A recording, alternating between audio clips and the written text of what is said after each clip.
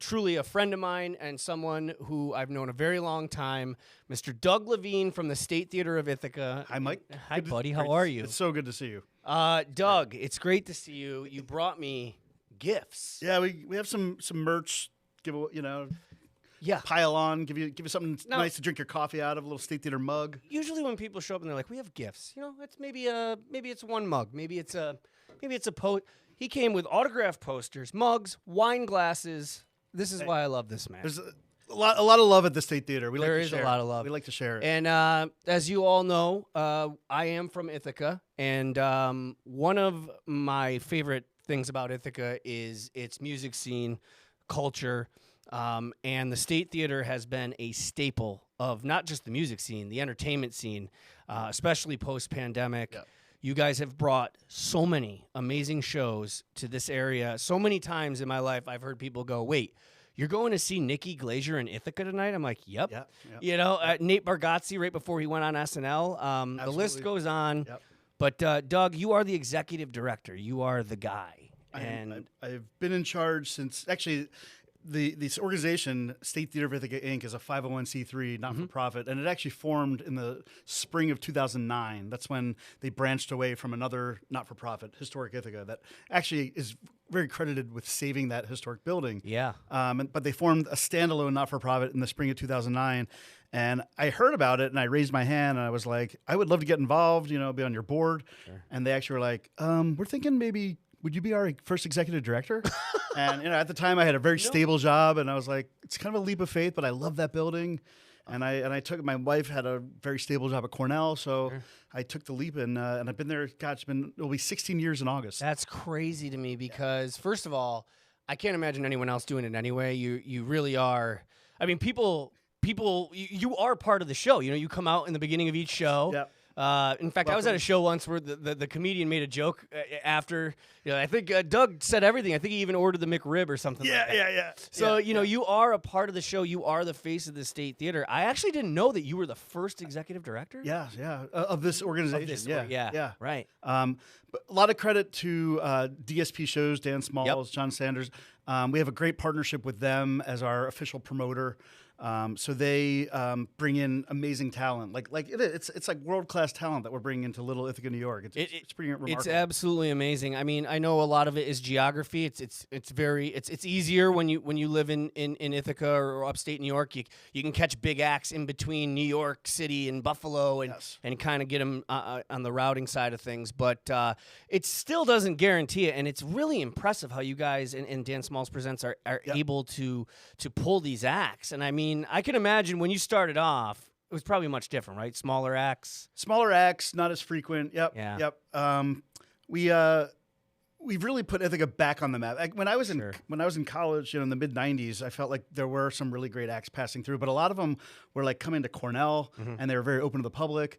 Even the State Theatre in the '90s, I remember seeing like Jimmy Cliff there and Ani DeFranco, and it was. At the same time, the theater was kind of falling apart then, but there was like a big lull. The State Theatre closed in 1995. I don't know if you remember that or not. I wasn't in this. I was still living in the Mohawk Valley at the time. I moved to Ithaca 0506. Okay, so but I know the story. Yeah, I'd love for you to. It was closed for 5-6 years, and it really had a major impact on the whole downtown corridor where. I mean, the Commons was like a ghost town for that time, too. Like I said, Historic Ithaca actually raised the money to kind of salvage the building, brought it back. They put $3-4 million into the building, replaced the roof, and Historic Ithaca, by the way, their whole mission is to basically save old buildings, and they did. The theater was like this close from the wrecking ball. There were plans to turn it into a parking lot. Jesus. And they swooped in, raised the money, and got it back. And the one thing about Historic Ithaca is they had this beautiful theater, and they're like, oh, now let's program it. And you working in the industry, it's not as easy as you think. No. And they quickly went from breaking even to losing a lot of money by booking the shows and not really knowing exactly what they were doing. Yeah. So that's what spun out. And hey, it's a tough job, and there's no blame there at all. And I really thank them for literally saving the building. But that's where Dan Smalls and DSP came in and were like, hey, we know how to program this. we just need someone to really operate and run the building and fundraise for the building. And that's where I come in, where I have this passion that I can't fake. I am like truly passionate about the love of the building. It's just a beautiful historic. I mean, people in Syracuse, it's very similar to the Landmark. Yeah, a little smaller, very similar Yeah, to the Landmark. big marquee. Or the Stanley in Utica. Exactly, same era. They're all. I think even the Landmark is the same, like 1928. I think the Stanley's like 1926. So there was a huge theater building boom in that era, and a lot of them went by the wayside and turned into parking lots. But there are some that still survive, and I'm thrilled for it. But yeah, I wear my heart on my sleeve, and I'm really passionate about, we have like 5 major projects that we're working on this summer to make it a better theater. I'll get to that later. And yeah, it's a dream job, and yeah, starting out, we didn't have as many shows. I think we started out, first year was like 35, 40 shows. Now you're up to what, 70, 75 a year? Yeah, 75, 80 shows a year, which is pretty for a town our size. It's pretty remarkable. It's amazing. Yeah, and that's the thing too. Is one of my favorite things about going to shows at the State Theater is, and this at this point now, it seems like it's every show that I go to, the artist on stage always makes a reference to Jesus Christ. Like, what is this place? Yeah. It's so beautiful. I walked around the Commons. Yep. I remember specifically Brandy Carlisle was like, I want to move here. Yeah. And she actually saw a kid playing busking. Yeah, busking, and had him come out on stage and play with her. I was there. I loved that story. So great. And she actually goes, I asked him if he would like to open up the show, and he said, well, I got to ask my mom, Yeah. which is so great. But, and that's the thing that, we're sitting here talking about the State Theater, and it's hard to explain how serious we are when we say it's just not, the theater itself is beautiful, but the location, you feel like you're a part of something that's just very intimate. Absolutely. You're a stone's throw from the Commons, but one thing that you haven't touched on, which is equally as important, is the fan base. Like the Ithacans, or whatever, the Central New Yorkers that come to, they are extremely respectful, and they are open to original music, of course. Artists come in and they often have to play their new album, and Ithaca eats it up. Yes. Jason Isbell just played there in February, his new album. I mean, granted, it's a fantastic album. Sure. But he played a lot of new songs, and we loved it, and the artists appreciate that. Absolutely. I mean, that was when I had first moved to Ithaca, I was doing music exclusively. Yep. And that was, I couldn't afford to live in New York or LA, and my buddy told me about Ithaca. I'd been there a few times. And at that time, 05, 06, it was really, other than New York City, it was one of the only towns in New York that was like cover bands. No disrespect to cover bands, but it was very rare that they were like, no, we want original music. Yes. And that still lives on today. It does. And I think the reason why there's such a loyalty, like you said, for Ithacans and Central New Yorkers that come is because you guys do an amazing job of not only promoting and getting people to help keep the doors open. You make us feel like we're part of the owners. It's almost like the Green Bay Packers. You know how like the town are the owners? Yeah. But yeah, like even though we're not the owners, you make us feel that way. And I'm being sincere. Yeah, but honestly, we are a 501c3 not-for-profit, and really what that means is we are owned by the community. So you're not wrong, right? And frankly, we have a project this summer that we're working on. Let's talk about that. Yeah. So as a 501c3, it's not. We have to rely on support. So we have certain major donors, we have certain major sponsors, and then we have certain projects where we actually go to the community and say, hey, it's time. The one thing that I'm talking about is we're raising the rails. We're putting handrails up in the balcony. Oh, excellent. So our downstairs, 900 seats. It's great. The upstairs, the balcony, which frankly, I love the balcony. I love the balcony. Balcony, I mean, it's beautiful. You have great sight lines, great sound, but it's steep and it can be dark. Yeah. And so right now we want to put handrails so it's just a safer experience for our patrons. That's amazing. So there will be handrails at the end of every aisle, basically. Excellent. So I think it's 133 that we need to create by steel, made out of steel. It's not a cheap project, but we rolled this out last Friday. We sent 500 letters out to past donors saying, hey, we want to raise the rails. Can you support us? We're already 50% to our fundraising goal in less than a week. I'm one of those. I'm one of the donors. And you are one of the donors. And that's actually, I reached out, and that's kind of how this interview came about, too. Yes. Well, listen, I mean, I've been wanting to have you on for a while. I knew it was going to happen at some point. That's another thing, too, speaking of projects and donating and all that is, there's a lot of organizations that, you can donate money to. And sometimes you don't question it, but you're like, huh, I Where's wish it I going? knew where this money was going. You guys, I feel like every time I go to the State Theater, there's either you're in the process of upgrading or there's a major upgrade. Yes. And here's the other part that I find so awesome is that you guys send letters to the donors, but you always leave a handwritten note. Thank you for pointing that out. No, dude, You're gonna make me cry. Dude, don't make man. me. I'll cry. We're both very emotional guys. Yeah, I we got are. goosebumps actually. I know. But that is a very conscious decision on our part It's as, so as an classy. organization, and it's it's a little exhausting to write. well, yeah, yes. But it's also really important because you're not just getting, I always try to separate the State Theater where we're not this corporate conglomerate. We are very Not far even from a close. corporate. We are real people with real families, and we're very, very passionate about what we do. And just that, like, hey, Mike, miss you, brother. Dude. Think about putting some railings up here, and frankly, it works. Like It getting that does. little personal touch goes a long way. It does, and it really, and I'm not just saying this, man. I always say it to my wife. I'm like, look. And she's like, you say that every time. And I'm like, I know. I'm like, but I don't think you understand. Like, in this world, it's rare to find something is. so genuine. And that's like, you're a sports guy like me, too. I am. Philly. Yeah, oh yeah. Yeah. You and I are that's I think why we always got along. We're at that intersection of sports and music, Yes, and comedy. we are. But Peyton Manning, one of the best things that's known about him is that to this day he handwrites his letters to coaches and players. Amazing. And I mean that Yep. and you do that. Well, and also every single thank you letter that I have a handwritten note on. I mean, we type up a kind of a generic thank you letter for tax purposes. Yeah. When you're a not for profit, by the way, you can deduct your gifts to the Sure. State Theater, which is a nice little. That is a nice. But I make sure that I do a handwritten note on every thank you letter too, and it does go a long way. It It's really huge. does. It's a personal touch. Absolutely, and we're seeing firsthand the upgrades.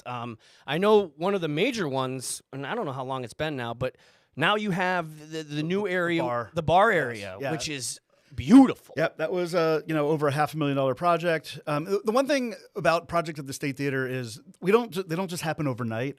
They actually are a bit slow. Like, it's a bit slow to get things done for a number of reasons. A, we want to do it right. B, we're on the National Register of Historic Places, so we have to jump through some hoops every now and then.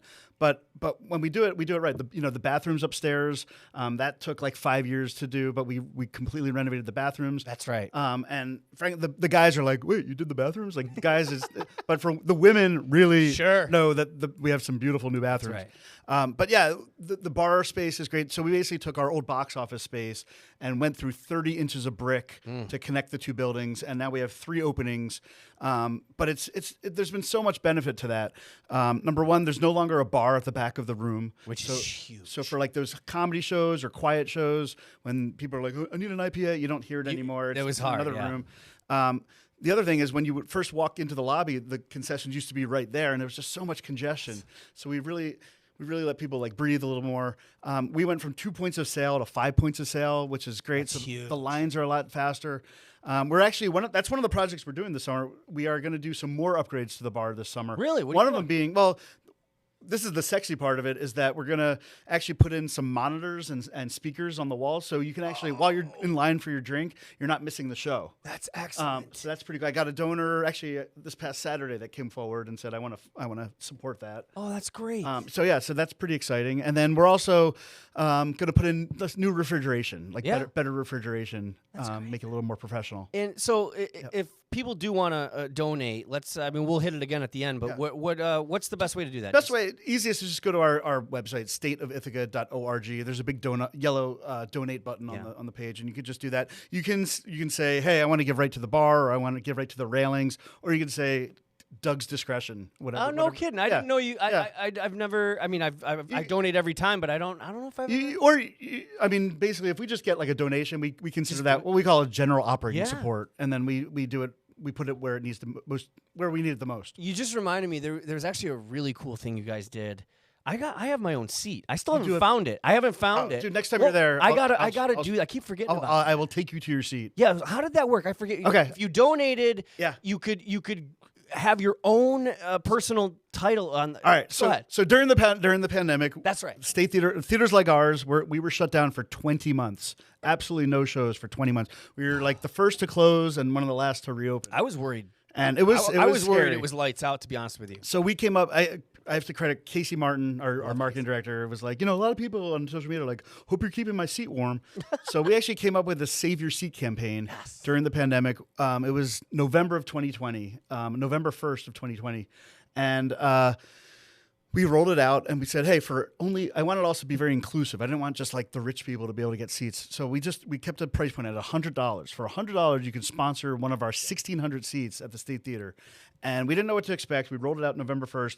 Before the end of the year, so November 1st, by December 28th, we had sold all 1,600 seats. They were sold out in less than 8 weeks. And not only that, but we had some major sponsors, banks, for example, Tompkins Trust Company, for example, they wanted to sponsor the first 2 rows. Wow. So in the end, you do the math, 1,600 seats times 100, that's $160,000. But we had other people jump on. So we ended up raising over $250,000 for the Save Your Seat campaign. And we allowed people to put, kind of like Twitter, it was like up to like 65 characters on the seat plaque. So it could be like Mike Brindisi. Yeah, I forget what I wrote. I think it was something like I've loved playing on the stage, but there's nothing better than being in the seat. Something like that. That's amazing. It was great. And some of what was really touching is that a lot of the plaques I was just walking through a couple hours ago. A lot of them are in memory of people that have passed on, and that's really touching. It's really touching. And then, but there's also like, I don't know, Mike and Laura, first date ever, State Theater. Like that's so great. So they cool, went on their first date at the State Theater, and they're signifying it here on their seat. What a brilliant campaign. Yeah. One of my friends who lived, and the other thing, some people gave from like, California and Alaska. And one of my friends who lives in Austin, Texas, who used to come to Ithaca every summer, and I would take him for wine slushies. And on his seat plaque, he said, "Congratulations. Go to the lobby and ask Dougie for a free wine slushie." It was obviously a joke, but still, like 3 times a year, people are like, "I'm here for my wine slushie." They come to the lobby, and I'm like, "I'll give them a free popcorn." That's great, it's man. Just my buddy, yeah. But see, now that's another to circle back. That's another example of why people are so appreciative of the state and so willing to donate is because of the way what you do for the community. We know what we have, and that's why when the pandemic happened, we were terrified because a lot of the great music venues in our area have closed over the years, unfortunately. Yes, absolutely. And that is one of the things that we are known for in Ithaca is our music scene. And you guys are single-handedly keeping it alive. Yeah. Well, it's. I know we talk all about good news, New York, but no. It is real. It is a concern of mine in Ithaca right now, where the clubs there's like nowhere for like a New York rock to really play right now. I mean, deep dive, but there's no more haunt, there's no more range, and it's. I want to focus on the good news, but it's getting it's really expensive to run a venue like that. Well, let me ask. Yeah. Do you think that's an Ithaca problem, or do you? I'm genuinely asking because I'm trying to gauge if this is kind of going on everywhere post pandemic, or is it? I can only speak from what I'm seeing in my hometown of Ithaca. That being said, we work very closely with DSP shows. They would like to have a smaller venue to book too. Yeah. And we're thinking about ways to make the State Theater both that 1,600 grand theater, but also converting it to more of that 400 or 500 seat place. So in other words, shutting down the balcony, boom, those 700 seats are gone. And then we really want to, this is a little down the road, but we want to do a project where we're able to remove like the first 10 to 12 rows of seats and have almost like a big open dance floor for more club-like settings. It's great idea. It's a great idea. I just need another $250,000 to do it. Yeah, I know. Well, get out there and donate, folks.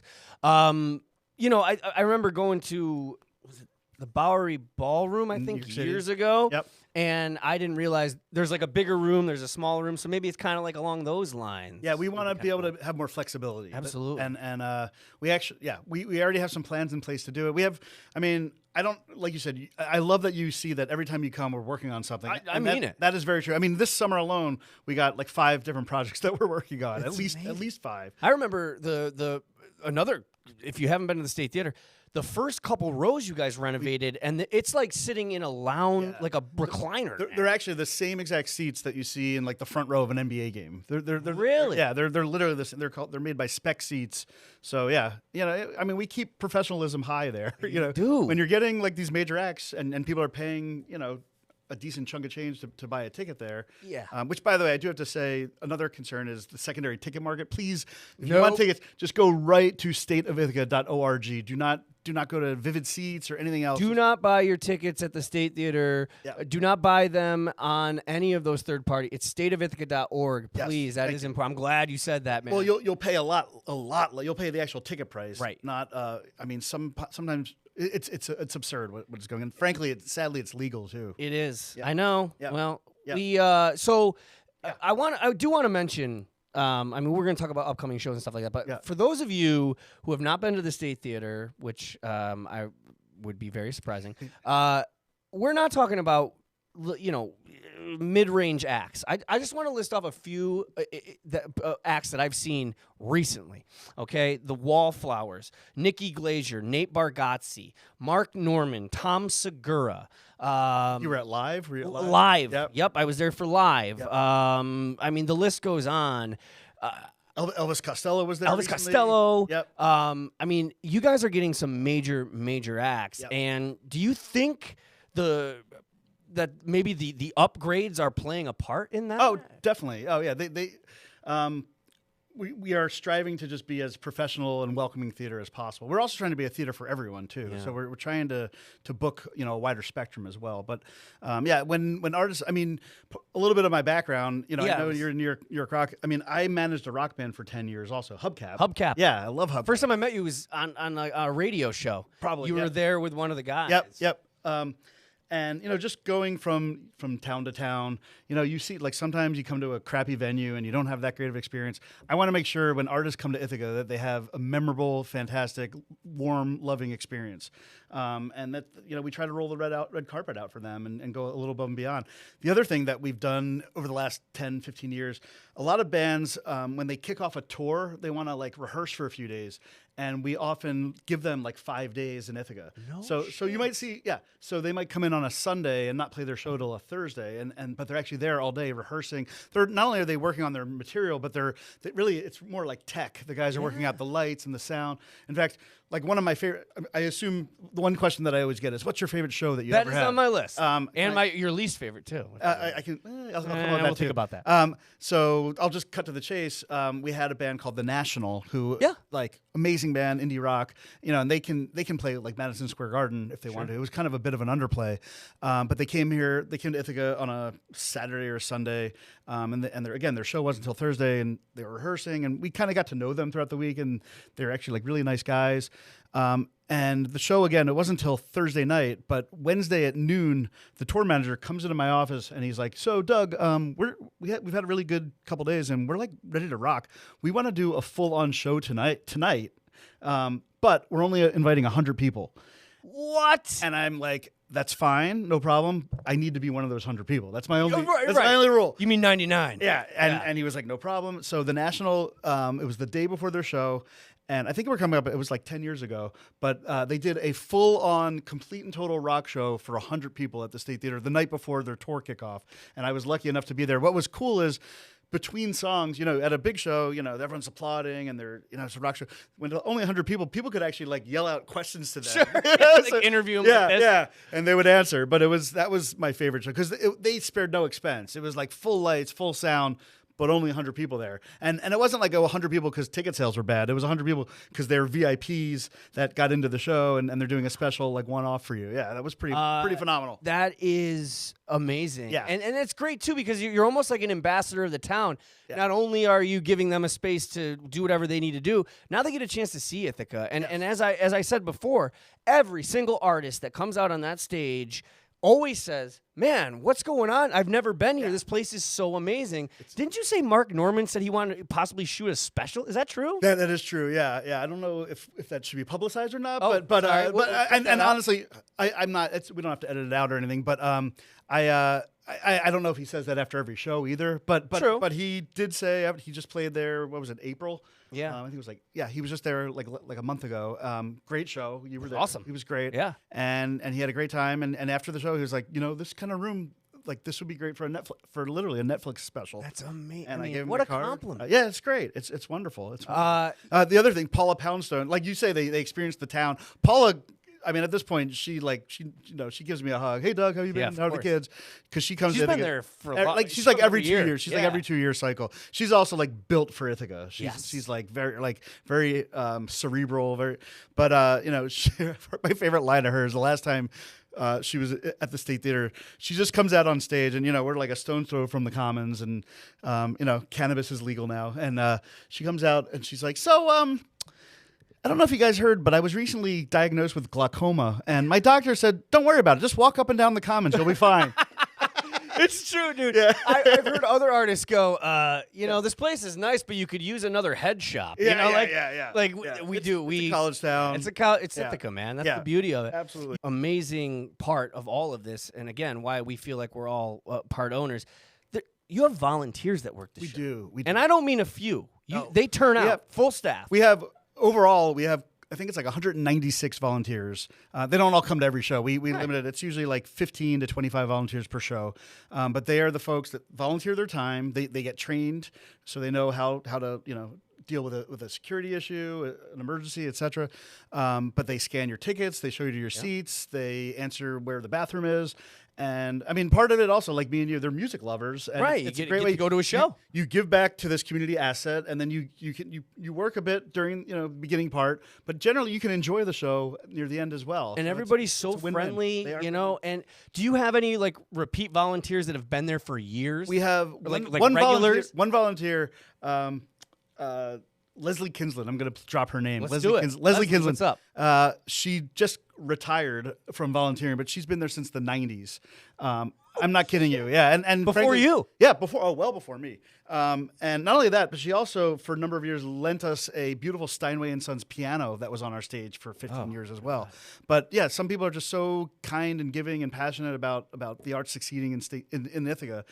So props to Leslie. I mean, she basically like gave her time, and she's just like, I love you guys. I just don't go out at night anymore, so I can't really volunteer much anymore. So we really appreciate it all the time. But we have like a number of volunteers that have been there since the 90s. I'm not kidding you. That's amazing. And then but what's beautiful is that this past year, Sarah Flenders, she's our audience services manager and trains the volunteers and recruits them. She's done a wonderful job bringing new people in as well. So this year we had a lot of new faces too, which is great. So it's really great. You just reminded me of I was walking in with my wife once to a show, and I look, and this woman scans my ticket, and I'm like, "Hey, doc." It was my doctor. Your doctor. And so we walk away, and my wife goes, "Are they not paying your doctor well? Like, why is she working here too?" I'm like, "No, it's all volunteer. Volunteer, yeah. You have to for you to get a doctor on her free time to volunteer, you must be doing it right." Oh, we have full on Cornell professors, bankers. And it's not. Partially, yes, you do get to see the show for free, but you're also giving back to a community 100%. asset, and people get it. If people want to volunteer, just stateofithaca.org. That's fine. You can find us on Facebook or any social media, really. Just go to our website and you can contact us there. Can I just talk about the projects that we're working on this Of summer? course, yeah, I was going to get there too. Yeah. Okay. So I said we're doing the railings upstairs, Yep. make it a safer balcony, and we're still looking for some support there, but we're over 50%. I mean, we basically need about another $10,000, and then the project will get done, and that seems pretty attainable. Stateofithaca.org. Donate. Yep, thank you. We're also you'll like this one. We are finally going to replace all of our incandescent stage. All of our stage lights are old school from like the late 70s, early 80s. Oh, with the All gels? Gels, Oh, no incandescent. shit. So we're finally going to go LED and be way more energy efficient and frankly just efficient as an organization. Sure. So right now we literally have to bring the stage lights down and change the gels so that the right color for the artist. Now, and that takes like hours. And with LED, you just type it up on a computer, you're done in 5 minutes. So that is basically it's like a $250,000 project. We have about we have about $42,000 to go with that, and I'm meeting with actually have a meeting with a sponsor tomorrow about it. So we're trying to, and some foundations as well. Stateofithaca.org. Yeah, I'm just going to keep saying. So we're finally going to replace the stage lights. We're doing some work to the bar that I mentioned. So not only the monitors and the sound piping in, but the bar. To create that space, it was $500,000, and then we just basically took the old bar from inside the theater and moved it in. So we want to redo the bar so it all like matches and looks nice. Sure. We're gonna do that, and I said some new refrigeration, and maybe I want to decorate a little better in there too, and make it known that you're in a special place. Love you know? And then some of the smaller projects, last summer we put a brand new ramp in. There's a weird step because it's, the building's almost 100 years old. Yeah. And it also was formerly a car garage. I don't know if you knew that or not. No. Yeah, they sold Studebakers out of that building before it was a theater. Yeah. But there's this weird step that frankly, people with accessibility issues have a challenge with. But more critical is that at the end of the show, when you're leaving the show and you're like, what a great show, and you had a couple beers, there's like a sea of people walking out and everyone misses that step. So we've had a lot of like twisted ankles or whatnot. So we put a ramp in on one side last year and it solved everything with that. Amazing. So now we're just doing another ramp on the other side. So Adam Zonder is our production manager, is a whiz, and he came up with the design for the first one. He's designing the second one, and we're going to build that. It's another ramp. So make it, again, safety, which is great. And then the other, this is, again, a smaller project, but we're just redoing the stairs. There's 2 sets of stairs that go to the stage. And for whatever reason, their height is a little off. They're like too high. Yeah. And some people, you ever go on like a weird stair? Yeah. And, like kind of fall up it or fall down it? So we're daily. Yeah, exactly. Sober or not. I'm getting old. Yeah. So we're going to redo the stairs also. So like these are all like exciting, fun projects. The other thing we often do, like we used to rotate, like we do a sexy project that like the public can really see, and then like next summer we might just be doing all like the sewer plumbing. Right. For all I know. The boring stuff. The boilers. Yeah. Stuff that keeps you warm, but like no one sees it. But this is a sexy summer. We're getting a lot of sexy projects. Sexy summer. 25 is the sexy summer. Summer at 25. State Theatre. Yes. So those are our projects. We have a bunch. We are also, of course, working on more shows for the fall. We just announced a couple weeks ago, Ithaca Boys Make Good. We have ex-ambassadors coming for 2 nights. They're from Ithaca, by the way. They're from it. Yeah, you guys probably know the song like Renegade or Unsteady. Yep. Their album VHS came out 10 years ago. So this is the celebration of 10 years of VHS. That's crazy. So 2 nights in September. And we have like already booked. We have Celtic Thunder, Steve Hackett from Genesis, Guitar Whiz. We just announced a couple days ago Modest Mouse with Built to Spill opening. That's gonna be a killer show. And then we're bringing, we like having some of the cover bands like Almost Queen coming back. I went to that. Yeah, they're great. First time. It was awesome. They're great. Went to the Beatles one. Beatles, yep. That was fantastic. Some bands like Led Zeppelin, for example, we get the let out every couple of years. Yeah. Some bands like Pink Floyd and Zeppelin, no matter, it's just so good to hear it played live. Dude. Played live and played well. I tell people to this, and I've been to many I've seen them all, Metallica, Aerosmith. Yep. One of the best shows I ever saw was The Machine. I love The Machine. At the State. Yep. Right? Is that who they were? Yeah, The Machine. Pink Floyd. Because yep. obviously, I'm in my 40s now. Pink Floyd wasn't playing live when I was old enough to go to shows. This is as close as I'm going to get, and it's like seeing Pink Floyd. I mean, they do the full thing. Yeah, it's and some bands, like for example, we also had Dark Star Orchestra. We have them pretty much every year. They're like the premier Grateful Dead tribute show, and I would rather see Dark Star play at the State Theater than like what's left of the Grateful Dead these days. Yeah, it's not the same. Yeah, and I know you're a big Deadhead. I'm a Deadhead. Right? Yeah, but it's just for the sound quality. It just sounds better to me. Yeah, really I does. get it. Yeah, I got to ask you this. Yeah, before we go. Is there a dream artist that you were able to get, or that you're like still waiting on? Like, if I can get this person, okay. I know that's a great question. We've checked the box off with a few of them. One being like I'm a huge Wilco fan. Yeah. So not only have we had Jeff Tweedy, but we also had the band Wilco. That was great. I have actually a funny story about that one. We also, Fish played the State Theater a lot in the early '90s, and then Trey, and then we had Trey, dude. Probably the best week of my life, and I'm going to make you a little jealous here, but it was early February 2017. That Sunday, my Philadelphia Eagles won their first Super Bowl ever, and then 5 days later, Trey Anastasio came and played the State Theater. Wild. It was like, and not only that, but my friends from Philly came up for the Trey show, and then I remember the next day they all came over, and we literally just rewatched the Super Bowl. That's great. That's great. That was probably the best week of my life. I have the saddest version of that story where God. I went to a Bills game when I had season tickets. They had beat the Patriots for the first time in 14 years at home, which was like our Super Bowl at the time. Yeah. And then that night, I changed at the hotel in Buffalo and went to see the Foo Fighters where the Sabres play at the Key Bank. And my head was going to explode by the end of the night. So that's great. When you can include your sports team, and music, I mean, there's nothing better. My list still. I mean, and at this point, it's getting tough because we've had so many great people. At this point, I would love to just get Neil Young solo acoustic. Would be come out and do That would be the solo set. I just Neil and a guitar and a harmonica would be my dream. My dream. That would be fantastic. And when Trey came back, that Super Bowl week for me. Yeah. What I loved about that show, he told a lot of really endearing stories. Not only about the State Theater, but about Ithaca too, which was really, really great. He was like name dropping people that like I'm friends with. He was like, "Hey, where's Sweet Pete?" Sweet Pete's. Like he remembered. Sweet Pete is the guitar player in Stone Cold Miracle, like today. And he was like, "Where's Sweet Pete? Is Sweet Pete here?" And Sweet Pete, I don't know where he was that night, Sure. but like I know that guy, and so does Trey. He told a great story. I've always heard the story about Fish. They were touring around in this beat up like mom and dad like minivan kind of thing, and at the State Theatre of Ithaca in the early like 91, their record company finally gave him like a real bus, and they presented it to them in Ithaca.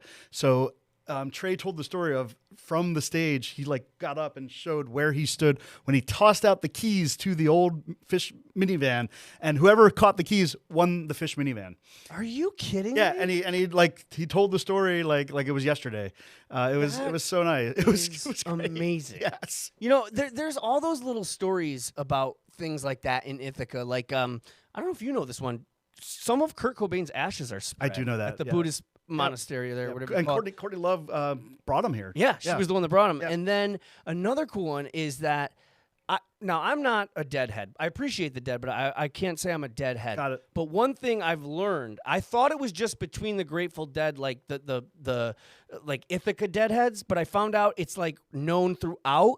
That the Barton Hall concert, best concert of all time. Yeah. Is that true? It's like the most revered and loved. There's a lot of reasons for it, and I absolutely love it. I celebrate it every year. It was on May 8th, 1977. At Barton Hall, Cornell, Hall. for those. And it is part of it is that there was this woman that toured with them named Betty that did a fantastic job of recording the shows. So there was this gem. It was like better than an album recording of it that circulated for decades. And I mean, dude, the first time I grew up in Philadelphia, Pennsylvania, the first time I ever even heard of Ithaca, New York, ever was on the side of a Maxell cassette tape. Barton Hall, 5877. No shit. Ithaca, New York. First time I ever heard of this town. See, and that's what I mean. So I thought it was an Ithaca thing. I'm like, well, of course all the Deadheads love that show because it was at Barton Hall. And then I found out they're like, no, dude, like if you go to San Francisco, on the corner of Haight and Ashbury, like they'll tell you. It's a very well. I mean, what was it about the show that was it the set list? The set list, the playing, the jams, all of the above. And they were also like spring of 77 is like the best Dead tour, and like very well known. Like people just love that whole spring tour. And they were just like on fire then. Jerry was very healthy, and they had some great material. They just came out with an album, Terrapin Station. Yeah, it was. But the set list, I mean, the second set opens with a Scarlet Fire, which is the best Scarlet Begonias Fire on the Mountain ever.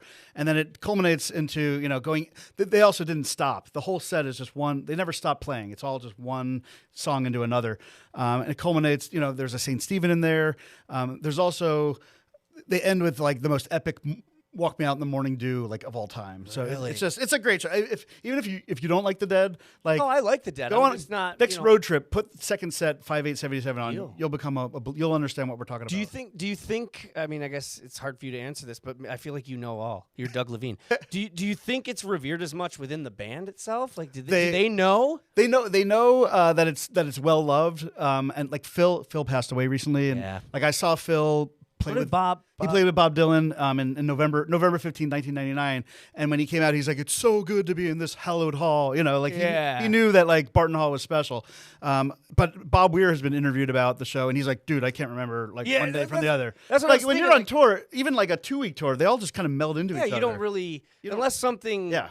Catastrophic happened. Like, that's what I always wondered. Like, if they knew when they got off the stage that night at Barton Hall, like, hey, man, we just did something special. Or if it was like, just another night on the tour. But for the fans. Yeah. And I'm sure you know probably a bunch of people that were at that show. I know a few. A few. Yep. And I mean, that is so cool. I mean, there's all those little things about Ithaca that people don't realize. There's a lot of amazing history. Yep. What didn't we talk about yet? I want to make sure we get it. All right, let me, can I revere you with some behind-the-scenes fun stories? Let's go. Okay, so let's see. Well, I touched on one of my dream bands was Jeff Tweedy, Yeah. lead singer Wilco. Wilco, yeah. So the first time he played at the State Theater, he actually came there first with a band called Tweedy, which was him and his son and a couple other, a few other musicians.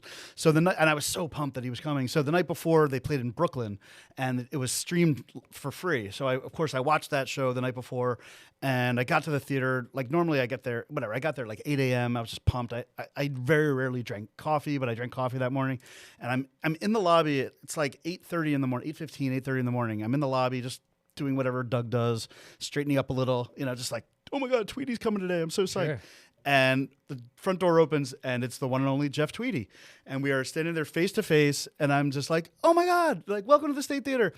And I go off. Again, I don't drink coffee very often, but I'm basically giving him the history of the theater. Oh my God, we just redid the bathrooms. We have new toilets. Da da da da da. And I'm just like blah, blah, blah, talking a mile a minute. It must have been 15, 20 minutes, and he's like, finally, he goes, "Hey, where's your bathroom, man?" That's all he wanted. That's all. Like very kindly. I was like, dude, I'm sorry. I get it. He's just like drove up from Brooklyn. Dude needs to take a whiz, like all middle-aged men do. Like, man, I just need to piss. Just I didn't need to know about the history, the brand new seats. Yes. So that was my first meeting with Tweedy, and he's actually a very nice guy.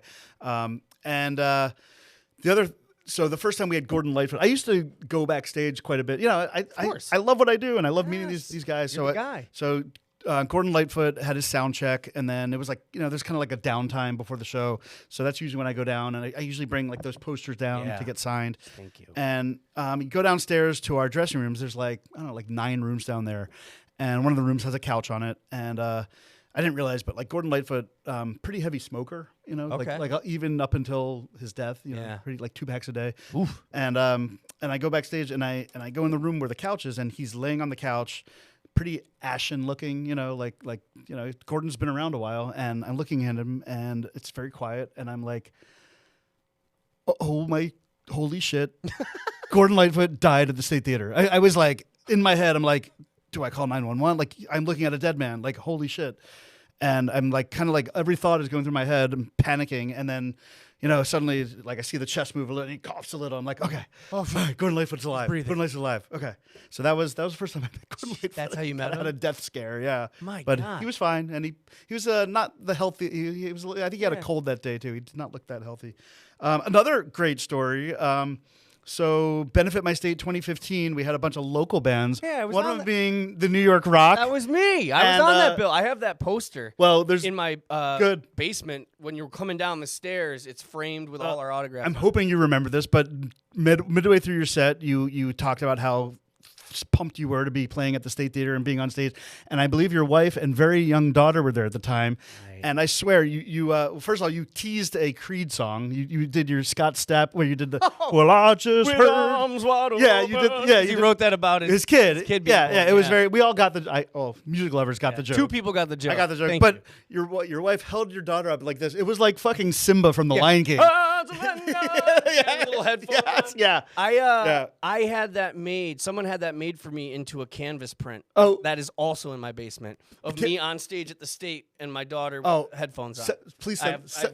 Goosebumps, man. When you get home, send me a photo, please. I will. And I remember how loving you were about that, by the way, and thank you, because that was a really special moment for me. I've been performing my whole life, and to have my first child up there, and she was seeing Dad perform, that's a moment, not even in music, in my life I'll never forget. Yeah. And you actually made a point to like write me about that after and say how moved you were, and that meant a lot to me, man. My pleasure. It was special. I mean, well, at the same time, you guys played that show for free. I mean, it was a benefit show, and so you gave your time. So I mean, look, you got to share the love, man. We love the State. I have to ask this since we're talking. I don't know why I'm going to the negative, but without saying a name, is there like just a really like the shittiest thing an artist has said or done to you, like just a negative experience where you're like, oh man, I'm so excited, and they just completely let you down? Has that ever happened? If you don't, that's great. I have a few popping in my head. It's not like the most fun thing to talk about, but let me think for a second. It's a good question. I mean, I have some funny pieces of feedback, like an artist played our show. You know, I went backstage. I often go backstage after the show, and I'm like, "Great show, thanks for being here." You know, so they remember us. You know, come back, and he's like, "Yeah, everything's great," except backstage. He's like, "Can you put a better lock on your bathroom door?" Someone walked in on me while I was taking a dump. So all right, okay, yeah, that's one of those unsexy renovations. Put a lock on the door. So for the most part, we get a lot of really positive feedback, and people generally understand it's a historic building. You know, there's some quirks there. I mean, one thing that we need to correct on our stage is if you're looking at the stage, I guess it's stage left, audience right.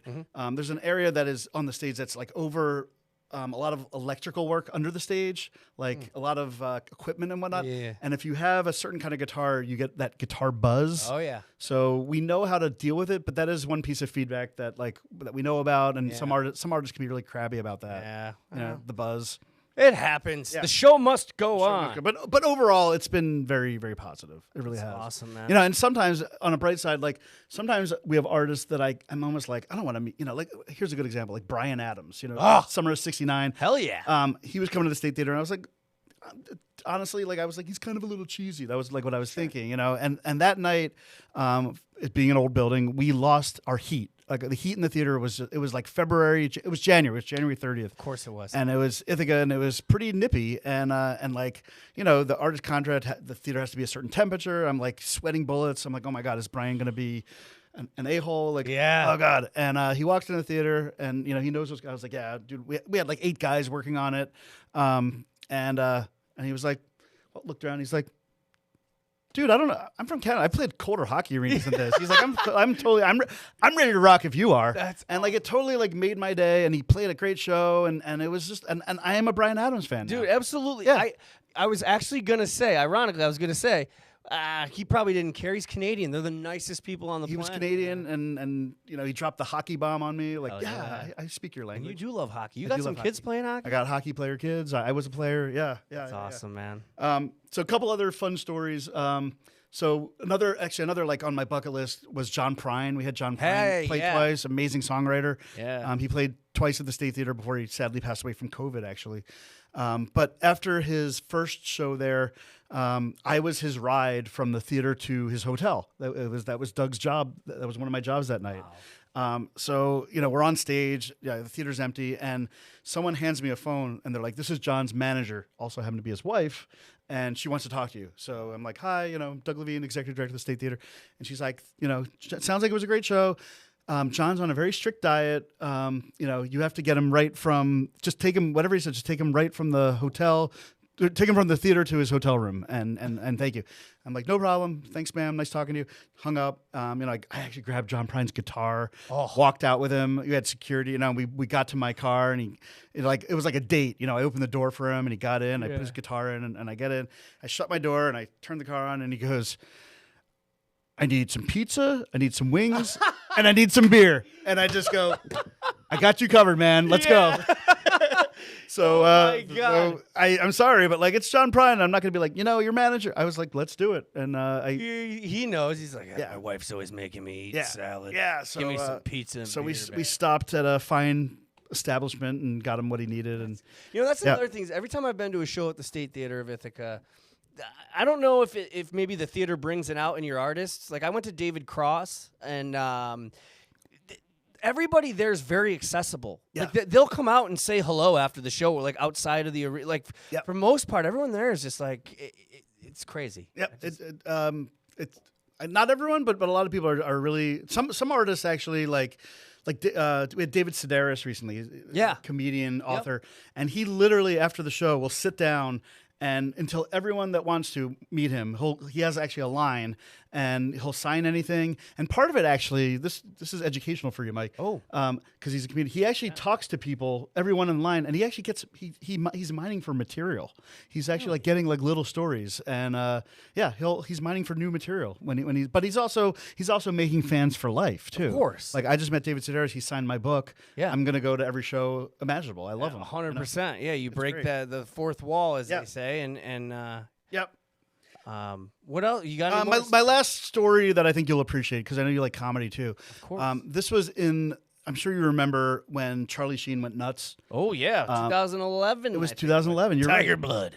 You are right. So that week, we actually had, it just so happened, we had the guys from Whose Line Is It Anyway? Yeah. Who's Live Anyway? We had that show at the State Theater, and one of the main actors is Ryan Stiles. Yes, I love him. Everyone loves Ryan Stiles, and I got to talk to him, and he's on that. He was on 2.5 Men. That's why I'm bringing that. I don't know if you remember. He was a guest. He was his Alan's wife's new husband. Yes, I forget his name on the show. I do too. But he was on the show. Those episodes. And he was just like, whatever. He was super cool. He was kind of giving me some insider information about it. But whatever. They played the show. It was absolutely hilarious. It's all improv. And then after the show, Ryan's like, "Hey, we want to go get a beer. Like, what do you recommend?"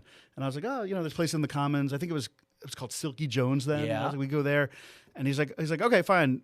He's like, "But you have to come with us." And I was like, "Okay." Thursday night, kids are in bed. Let's go. Bam. And I'll never forget. We walked down the Commons, and it was not just Ryan Stiles, it was the whole crew, Greg Proops, everyone. We were all, and they're still kind of in their stage time. Surreal. And I'll never forget, we walked into the bar, and it was kind of like the scene in like Dazed and Confused when Hurricane is on, when they walk in and like the needle drop, like it felt like the needle dropped to Silky Jones. Like everyone's like these freaking amazing comedians are here. And Ryan walked right up to it wasn't very packed at all. Yeah. The bar, but he walked right up to the bar and he put his credit card on and he goes, "Everyone in this bar, a round of drinks on me." No shit. Yeah, and that was pretty cool. That makes me happy because he's one of my favorites. Yeah. And I actually remember that night because I was bartending at the time. It was the second floor. Okay. And I knew Ryan Stiles was in town, and I couldn't get the time off. Yep. And so my buddy had actually heard he must have been at Silky Jones, and he went down to try to get him to come and see me. It never happened, but that makes me so happy that and what an experience. You could look at you're great. driving John Prine around, you're hanging with Ryan Stiles. Yeah, it was great. It was perks of the job. It is nice. I will say in my old age now, I'm definitely less involved. Yeah, of course. It's just when you do something for 15, 16 years, like I don't need to meet every artist anymore. It's nice to say hi. And what is really cool, like when I was in junior high, I was listening to like the Indigo Girls religiously at Closer to Find. There's amazing songwriter, and that was like 1988, 1989. Now the Indigo Girls have played the State Theater so much. When I go backstage now, Amy will like Doug, come here, give me a hug. Like if I told myself that in 1988, that, like someday one of the singers in Indigo Girls is gonna know you by name and give you a hug. Like that's insane. The other night I went to see Dave Matthews Band at Lakeview Amphitheater here, and I got front row for the first time in my life. Wow. And I had that same reaction where I was like, my 15-year-old self, the head is exploding. Yeah. Yeah, that's great. And it's hard, man. I know you meet enough artists like yourself. You meet enough artists, and I don't want to say the shine wears off, but you just get used to it. Yeah. And every now and then you got to go, do you know you just carried John Prine's fucking guitar? Man. That's crazy. State Theater of Ithaca. Yeah. Doug, anything else you want to plug or mention before we go? I think we covered it all, man. We did. Thanks for having me. This has been one of my favorite interviews, to be honest. I'd love to come back sometime. The other thing is that you. I would love to feed you some people to interview as well. Dude, we will take that anytime. Yeah. We've to date, I would say our most famous guest, we had the drummer from the Spin Doctors. Yeah, cool. And we had Ryan Niemiller, who's a comedian from AGT. I'm trying to think. We're getting there. I mean, we're working our way. But I mean, anytime we can help promote any of your shows, and if you have anyone that wants to come on and obviously we'll take them. This world could use more good news. So I appreciate what you guys are doing. You embody what this show is about. When I was asked to do this, it was, look, we're not puppies and rainbows. We're not just, it's still a comedy show, and it's funny, it's upbeat, you can swear, but I mean, you know how it is, man. You open your phone, you turn on the TV, everything is car crashes and political outrage and violence and shootings. We aim to just talk about what's awesome, and not just here in Syracuse, Ithaca, the Adirondacks, New York City, Buffalo, you name it. We don't discriminate. Yeah. Well, and the theater experience is basically like an escape from reality. For those 2 to 3 hours, I get on stage a lot. And I try to encourage people to shut off your phone. Just turn it off. You don't need to capture that crappy little video. You're never gonna watch it. Nope. Just put your phone away and enjoy the moment. Yeah. Because it's a beautiful escape. That's what I did at the Dave Matthews Band concert. I had it because I was front row. I did a really good job of just like every now and then taking a 15-second video or picture just for myself. And then I just remember I purposely was just staring like, soak this in, man. Yeah. Soak this in. And you do that at the State Theater, man. And I got to tell you, the State Theater did something for me that was life-changing. Up until I went to shows at the State, I had never been to a concert alone. Yeah. I don't know, maybe I'm getting older. I love it. Yeah, yeah. Dude, the kids are in bed. My wife's like, have a good time. And I come down on a Tuesday fucking night, and I'm going to go see Nate Bargatze or you name it. And I go to the show alone. I see people I know. Yeah. And I just have the best night. Yeah, you have friends, so you're gonna make friends, and or if not, you can just enjoy the music. And I'm not a complete loser. I go to some shows with friends, but I mean, to have a place that I can go on a Tuesday night and literally drive 10 minutes and see an amazing act in that small of a market, in that intimate of a venue. I want to thank you. Thank you. And I mean it, thanks brother. for support. Thanks for all your support too. Buddy, I mean, it's easy. It's remarkable. Like year after year, you give every year. And I do what I can, and hopefully it'll be more and more. But I donate because first of all, I care about you. I care about the theater. But you're also providing. We just talked about. We're in a time. People's mental health are in the trash right now. There's a lot of negativity out there, and so you give people in Ithaca and around here that travel to Ithaca something to look forward to on a Tuesday, something to help us forget about the bullshit. Yep. And you're always upbeat. You always treat everybody. And when you talk about Doug hugs, it's a real thing. This guy will hug you. You want a Doug hug, he's going to give you a hug, man. And they're the best. Can we hug on a podcast? Yeah, let's do it. Man hug. Man hug. Love it. The Doug hug. But no, thank you, man. State Theatre. I think your producer is Danny. He left. Good. Where'd he go? He left an hour ago. He's like bringing the Ithaca vibes. Syracuse. Stateofithaca.org. Donate, please. As we talked about, every dollar goes to something, whether it's a non-sexy plumbing renovation. We will just keep improving the theater for you. And you'll see it. Yep. Every time you go to a show, you will see the improvement. You'll see where your money goes. It's a beautiful theater. It's in a beautiful city that I live in, Ithaca. Stateofithaca.org. Thank you. Donate and support, please. And volunteer. You get a free show, and you get to meet a lot of cool people and see amazing artists. Yep. Doug, thank you for your time. Thank you for having me. Anything else you want to plug? Any social handles, websites? I've said what I had to say. Thank you for having me. Thank you for thank you for being here. Yeah. That is another interview on Good News York. We will see you next time, and thanks for tuning in.